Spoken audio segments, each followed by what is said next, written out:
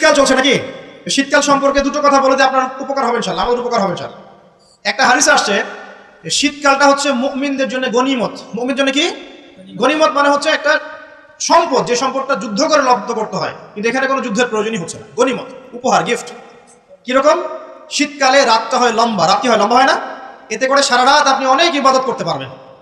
আর দিনটা হয় ছোট, দিনটা ছোট হয় না, দিনের বেলা সওম বা রোজা রাখতে পারবেন। শীতকাল আসলেই সাহাবীরা বলতেন আহলান সাহলান, শীতকালকে বলতেন আহলান সাহলান, শীতকাল তুমি এসেছো আলহামদুলিল্লাহ। এখন রাত্রেবেলা হে কোরআনওয়ালারা তোমরা উঠে যাও এবং কোরআন তেলাওয়াত করতে থাকো, এবং দিনের বেলা তোমরা সওম পালন করতে থাকো আলহামদুলিল্লাহ। তো শীতের রাতটা কাজে লাগাতে পারি না আমরা? রাতের একটা অংশ ঘুমিয়ে যাবেন, শেষ অংশে উঠে তাহাজ্জুদ পড়বেন এবং কোরআন তেলাওয়াত করবেন এবং আল্লাহর কাছে হাত তুলে দোয়া করবেন। ইনশাআল্লাহ শেষ অংশে, রাতের শেষ অংশে আপনি যে দোয়াই করবেন আপনার রিজিক যদি হালাল হয় ইনশাআল্লাহ কবুল হয়ে যাবে। শীতকালকে কাজে লাগান।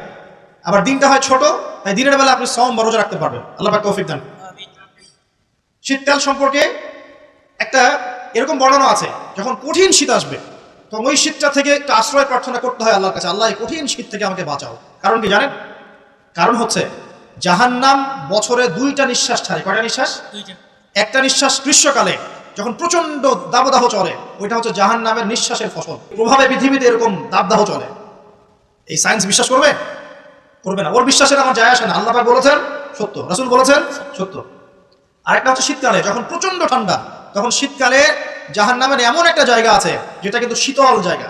জাহান্নামের পুরো জায়গাটাই কিন্তু আগুন নয়, এমনও জায়গা আছে যেটা কি খুব শীতল। ওই শীতল অংশ শ্বাস ছাড়লে এই যে পৃথিবীতে সেই শীতের একটা প্রভাব চলে আসে, প্রচন্ড ঠান্ডা শৈত্য প্রভাব চলে আসে। হয়তো অনেকে বিশ্বাস করবে না, মনে করবে যে ধর্মান্ধ কথাবার্তা।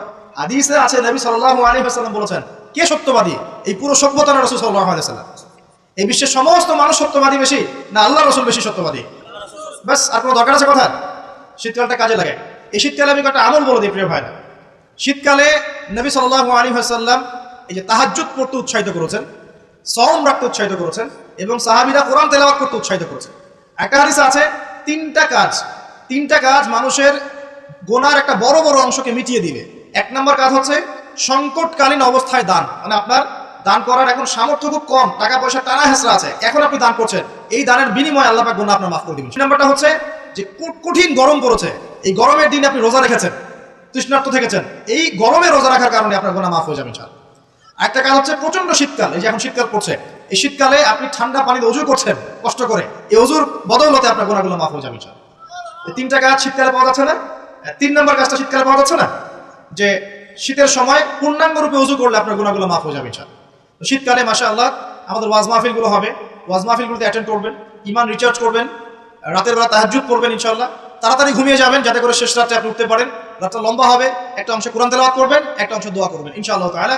আল্লাহ পাক দুনিয়া আখিরাতের যত হাজত আপনার পূর্ণ করে দিবেন ইনশাআল্লাহ। আর দিনের বেলা সম্ভব হলে সওম রাখবেন।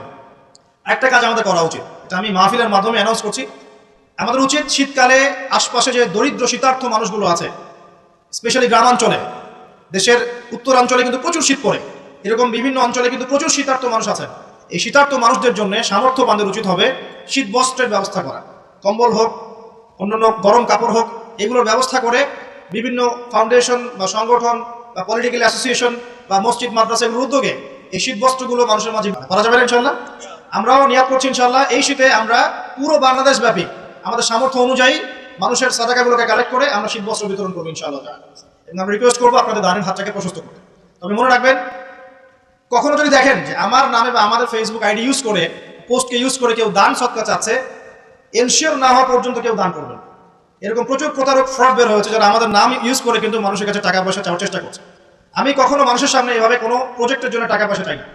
যদি চাই এইভাবে জনসমক্ষে এসে বলবো যে এই প্রজেক্টের জন্য চাচ্ছি।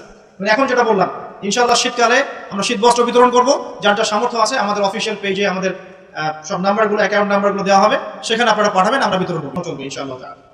এখন এই কাজগুলো শুধু আমরা করবো না, আপনারাও করবেন, বিভিন্ন সংগঠন থেকে করবেন, আপনাদের মসজিদ থেকে করবেন, মাদ্রাসা থেকে করবেন, পলিটিক্যাল অ্যাসোসিয়েশন থেকে করবেন, ধর্মীয় সংগঠনগুলো থেকে করবেন। এতে করে কি হবে জানেন? নবী সাল্লাল্লাহু আলাইহি ওয়াসাল্লাম বলেছেন, আপনি যদি মানে কোনো বান্দা যদি অন্য মুসলিম ভাইয়ের কোনো হাজত প্রয়োজন পূরণ করে দেয়, আল্লাহ রাব্বুল আলামিন কিয়ামতের মাঠে তার হাজত পূরণ করে দিবেন ইনশাআল্লাহ। অন্য বর্ণনা আছে দুনিয়া এবং আখিরাতে আল্লাহ পাক তার হাজত পূরণ করে দিবেন ইনশাআল্লাহ।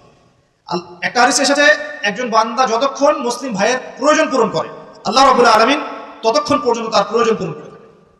অতএব অন্যের মুখে হাসি ফোটানোর নিমিত্তে এই শীতার্থ মানুষগুলোর পাশে আমাদের দাঁড়ানো উচিত। আল্লাহ পাক আমাদের। আর শীতকালে কিন্তু কিছু কিছু নোংরামি কাজ হয়, এই কাজগুলোও বর্জন করতে হবে, পারবেন ইনশাআল্লাহ। 1 নম্বর নোংরামিটা হচ্ছে শীতকালে দেখবেন এমন কিছু মানে অনুষ্ঠানের আয়োজন করা হয় যেগুলোতে মানে অপসংস্কৃতির বাদ্যযন্ত্র বাজতে থাকে। স্পেশালি দেখবেন গ্রামে গঞ্জে কিছু কিছু পিকনিক আয়োজন করে, এগুলোতে দেখবেন এমন গান বাজনা বাজায়, ডিজে গান বাজায় যে মানুষের সারা রাত ঘুম হারাম হয়ে গেছে। হয় না এরকম? এরকম হয়।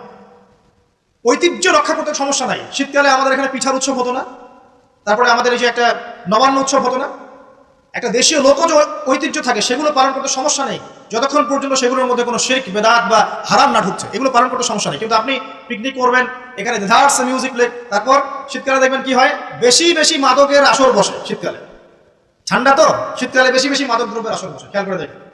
এগুলো থেকে আমরা যুব সমাজকে বাঁচাতে হবে। শীতকালে দেখবেন জেনা বেড়ে যায়, এটা একটা অ্যাডাল্ট ওয়ার্ড, কিন্তু আপনি বুঝবেন শীতকালে এগুলো বেড়ে যায়। আল্লাহ পাক এই যুব সমাজকে জেনা থেকে বাঁচিয়ে রাখুন। শীতকালে দেখবেন কনসার্ট বাড়ে, কিছু কনসার্ট বাড়ে না, মিউজিক্যাল কনসার্ট বাড়ে, দেখবেন মানুষ স্টেজে উঠে একদম কি লাফালাফি শুরু করে, কি মিউজিকগুলো প্লে করে, মানুষ উন্মাদনার মধ্যে রেখে দেয়, এবং হাজারে না লক্ষ লক্ষ যুবক সেই কনসার্টগুলোতে যায়। এগুলো থেকে বেঁচে থাকবেন, বরং প্রয়োজনে ওয়াজ মাহফিলগুলোতে এসে ইমানকে রিচার্জ করেন। আল্লাহ পাক তৌফিক এনায়েত করুন। আমরা শীতকালটাকে মূল্যায়ন করি, হায়াতটাকে মূল্যায়ন করি, ইনশাআল্লাহ তাআলা এই শীত আমাদের জীবনে বরকত নিয়ে আসবে ইনশাআল্লাহ। আল্লাহ রাব্বুল আলামিন এর ওসিলায় আমাদের গুনাহগুলো মাফ করবেন, বেশি বেশি নেক আমলের তৌফিক দিবেন, যাতে করে পরকালটা সুন্দর হয় ইনশাআল্লাহ। আল্লাহ রাব্বুল আলামিন